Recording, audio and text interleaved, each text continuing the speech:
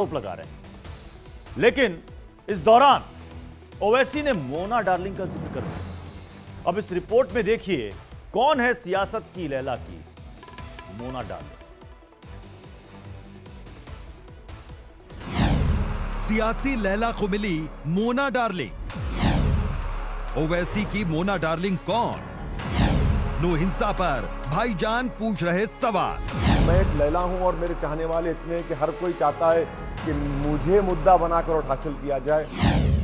ओवैसी की अदा अलहदा है, ओवैसी की जुबान जुदा है, ओवैसी की सियासत पर उनके चाहने वाले फिदा है। क्या ओवैसी सियासी गलियारों की लैला है? नीतीश कुमार और नरेंद्र मोदी की आशिकी बड़ी मजबूत आशिकी है। ये लैला मजनू से भी ज्यादा मोहब्बत इन दोनों में है। ये नीतीश कुमार और मोदी की मोहब्बत की दास्तानें जब लिखी जाएंगी, नीतीश कुमार और नरेंद्र मोदी की लैला मजनू की दास्तान लिखी जाएगी, मुझसे मत पूछिए कि इसमें लैला कौन है मजनू कौन है, आप फैसला करें। मगर जब नीतीश कुमार के और मोदी के इश्क की कहानी लिखी जाएगी तो सुनो लैला और मजनू, सुनो, जब तुम्हारी दास्तान मोहब्बत की लिखी जाएगी तो मोहब्बत का नाम नहीं लिखा जाएगा उस दास्तान में, नफरत का नाम लिखा जाएगा तुम्हारी दास्तान में। तब तो नूह जैसे संवेदनशील मामले में भी भाईजान को लैला मजनू की कहानी याद आती है।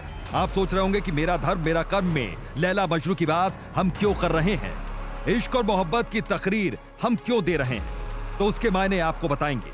उससे पहले असदुद्दीन ओवैसी के उस इकरारनामे को सुनिए जिसमें वो खुद कह रहे हैं कि वो एक लैला है जिसे उनके मजनू हर जगह ढूंढते पहुंच जाते हैं। के मुख्यमंत्री जो हर टीवी के इंटरव्यू में असदुद्दीन ओवैसी के मजनू बन चुके हैं और बार बार लैला को याद करते हैं। तो क्या इसलिए लैला मजनू के खेल का खिलाड़ी और सियासत की लैला को नूह की सांप्रदायिक लड़ाई में भी मजनू नजर आ रहा है, या शेरो शायरी के जरिए सियासत की सीढ़ी चढ़ने वाले ओवैसी अपने शायराना अंदाज से वो कह चुके हैं जो कांग्रेस को कहना चाहिए, राजस्थान के सीएम अशोक गहलोत को कहना चाहिए, या फिर नूह के बहाने एक बार फिर भड़काऊ भाईजान अपने चाहने वालों को भड़काने में लगे। क्योंकि ओवैसी ने जिस शख्स को बीजेपी का प्यादा और मोना डार्लिंग बताया वो कोई और नहीं बल्कि गौरक्षक होने का दावा करने वाला और नूह हिंसा से पहले भड़काऊ बयान देने वाला मोनू मानेसर है। जय श्री राम। मैं आपका भाई मोनू मानेसर, बजरंग दल प्रांत गोरक्षक प्रमुख, बजरंग दल हरियाणा से सभी भाइयों को बड़ी खुशी के साथ बताया जा रहा है 31/7/2023 दिन सोमवार को मेवात ब्रजमंडल यात्रा है। सभी भाई बढ़ चढ़कर हिस्सा ले और बढ़ चढ़कर मेवात के सभी मंदिरों में जाएं। जी हाँ, ये वही मोनू मानेसर है। मोनू का ये बयान 31 जुलाई की नूह हिंसा से तुरंत पहले का है। मोनू मानेसर का नाम राजस्थान के जुनैद और नासिर की हत्या के आरोपियों में शामिल है। दरअसल हरियाणा के नूह में 31 जुलाई को ब्रजमंडल की जिस यात्रा पर पथराव हुआ और उसके बाद हालात बिगड़ गए थे, उसमें मोनू मानेसर के इस बयान को लोग जिम्मेदार ठहराते हैं। लिहाजा ओवैसी ने इसी मोनू मानेसर को लेकर सोमवार को एक प्रेस कॉन्फ्रेंस की और मोनू मानेसर को बीजेपी का प्यादा बता दिया। घर को तोड़ना छोड़िए, क्या आपने बुलडोजर भिजाया उनके घर के पास? आपने नहीं भिजाया, आपने कुछ नहीं किया। जो लोग विजुअल्स आए जो अपने बंदूक से गोलियां चला रहे हैं उनको पकड़ा आपने? नहीं पकड़ा आपने। कितने आरोपियों का नाम आ रहा है, कितने जो लोग वीडियोस निकाले, वो पहली यात्रा के पहले जो वीडियोस निकाले थे, आपने कितनों को पकड़ा? वो तो आपके लिए मोना डार्लिंग बने हुए हैं पूरे। इससे पहले हैदराबाद से सांसद और एआईएमआईएम अध्यक्ष ओवैसी ने ट्वीट कर बीजेपी और हरियाणा सरकार पर निशाना साधा था। ओवैसी ने लिखा कि हरियाणा की भाजपा सरकार के आदेश के खिलाफ जाकर वीएचपी शोभा यात्रा निकालने की धमकी दे रही है। नूह की हिंसा से पहले सरकार को पता था यात्रा की आड़ में मुसलमानों को निशाना बनाया जाएगा। अगर मुसलमानों के खिलाफ एक तरफा कानूनी कार्रवाई नहीं होती और असली मुजरिम को मोनू डार्लिंग न बनाया होता तो कट्टरपंथी परिषद और सेना की इतनी हिम्मत नहीं होती। लग रहा है कि ये भाजपा के प्यादे नहीं बल्कि भाजपा इन संगठित अपराधियों के आगे बेबस है। अगर नूह में फिर से हिंसा हुई तो इसका जिम्मेदार सिर्फ हरियाणा की भाजपा सरकार होगी। अब तो घर तोड़ने के लिए भी मुसलमान के घर नहीं बचे। सवाल है कि असदुद्दीन ओवैसी एक तरफा कानूनी कार्रवाई का दावा कर रहे हैं, जबकि नूह हिंसा के दौरान भड़काऊ बयान देने वाले बिट्टू बजरंगी को जेल हो गई है। वो आज भी जेल में है और जांच जारी है। क्या बिट्टू बजरंगी मुसलमान है? कतई नहीं। अगर घर तोड़ने की बात है तो बुलडोजर कार्रवाई पर हाईकोर्ट की रोक है। ऐसे में मोनू मानेसर के बहाने क्या एक बार फिर से ओवैसी साहब बीजेपी पर आक्रामक हैं? अगर हां, तो फिर ओवैसी साहब को यह भी सोचना चाहिए उनका यह बयान उस दिन दिया गया जिस दिन हिंदू संगठन यात्रा निकालने पर अड़ा है, लेकिन प्रशासन ने इजाजत नहीं दी। फिर गिनती के कुछ लोगों को जलाभिषेक की अनुमति दी गई। तो क्या हिंदुओं के खिलाफ बोलना ओवैसी की सियासत का एक बड़ा हिस्सा है?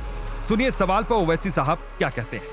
और 2 दिन पहले जलील करते मुझे ये कहकर के ये हिंदू मुसलमान में भड़काऊ भाषण। नहीं, मैं किसी हिंदू का खिलाफ था, ना कभी रहूंगा, खुदा ना खास्ता। मेरा मकसद किसी मजहब के खिलाफ नहीं है। अगर ओवैसी हिंदुओं के खिलाफ नहीं है तो फिर मोनू मानेसर के खिलाफ है, बीजेपी की नीति के खिलाफ है, जिसे ओवैसी सड़क से संसद तक उठाते रहते हैं। क्योंकि मोनू का मामला ओवैसी ने संसद में भी उठाया था। तब सरकार से सवाल करते हुए ओवैसी ने मोनू को मोनू डार्लिंग बताया था। जो गौ रक्षक है, जिसका नाम मोनू है, वो आपके लिए मोनू डार्लिंग बन गया है। उसको कहिए क्विट इंडिया। सियासत में भी मोहब्बत और इश्क की परिभाषा करने वाले AIMIM अध्यक्ष जब भी बोलते हैं, उनके हर शब्द के सेंटर में मजहब होता है, चाहे वो संसद में बोले या फिर संसद से बाहर सियासी मंच पर। अपनी हर तकरीर में ओवैसी का मिजाज आशिकाना होता है। एक तरफा मोहब्बत अब नहीं चलेगी। एक तरफा मोहब्बत। अच्छा, यहाँ कितने नौजवान है, कभी तुमने जिंदगी में मोहब्बत की?